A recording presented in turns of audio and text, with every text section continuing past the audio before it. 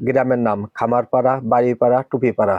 মাগুরা জেলার শ্রীপুর উপজেলার ৩ নং শ্রীখল ইউনিয়নের সুন্দর, চমৎকার, সাজানো গোছানো ৩টি গ্রাম আজ আপনাদেরকে ঘুরে দেখানোর চেষ্টা করব এই খামারপাড়া, বাড়িপাড়া এবং টুপিপাড়া গ্রামের দর্শনীয় স্থানগুলি।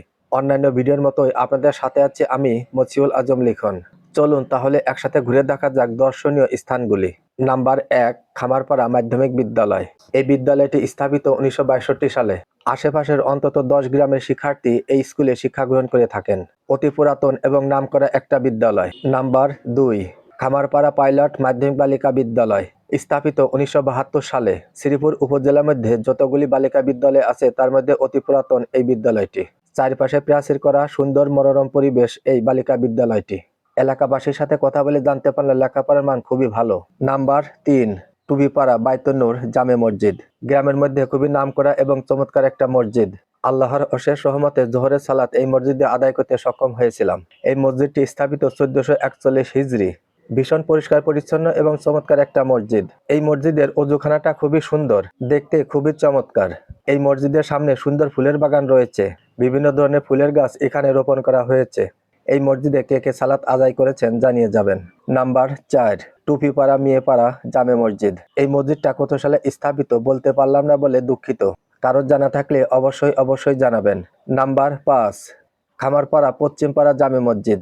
দেখে মনে হচ্ছে নতুন স্থাপিত হয়েছে।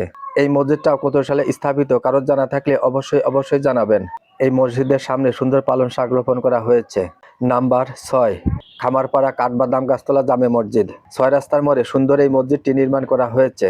রাস্তার পাশে মসজিদটি নির্মাণ হয় অনেক পথচারী মুসল্লি এই মসজিদে সালাত আদায় করতে পারেন। এটা হচ্ছে কাঠবাদাম গাছ। এই গাছের নামেই মসজিদের নামকরণ করা হয়েছে। এটা হচ্ছে কাঠবাদাম গাছ। পাতাগুলি সুন্দর রঙিন, দেখতেও চমৎকার। এখানেও সুন্দর একটা অজুখানা আছে। এটা হচ্ছে অজুখানা। নাম্বার ৭, বাড়িপাড়া পূর্বপাড়া জামে মসজিদ।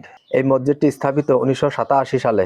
নাম্বার ৮, বাড়িপাড়া মধ্যপাড়া জামে মসজিদ। এই মসজিদটি স্থাপিত ১৯৯২ সালে। অনেক সুন্দর এবং চমৎকার একটা মসজিদ। আজ আপনাদেরকে ঘুরে দেখানোর চেষ্টা করলাম শুধুমাত্র পাড়া নিয়ে একটা ভিডিও। আশা করি ভিডিওটি আপনাদের ভালো লেগেছে। এই ৩ গ্রামে আরো বেশ কয়েকটি প্রতিষ্ঠান রয়ে গেছে। যখন ৩ নং শ্রীখল ইউনিয়ন নিয়ে ভিডিও তৈরি করব তখন সম্পূর্ণ দর্শনীয় স্থান আপনাদেরকে দেখাবো বলে আশা রাখি। আমাদের আজকের আয়োজন এ পর্যন্তই। আবারও ফিরে আসবো নতুন কোনো ভিডিও নিয়ে। সে পর্যন্ত আমাদের সঙ্গেই থাকবেন। এতক্ষণ যারা আমাদের ভিডিওটি দেখছিলেন আপনাদের সবাইকে অনেক ধন্যবাদ জানাচ্ছি ফেসবুক মামা এবং মেটাকে। অতি গুরুত্বপূর্ণ একটা কারণে প্রাইমারি স্কুলে ভিডিওগুলো নিতে পারিনি।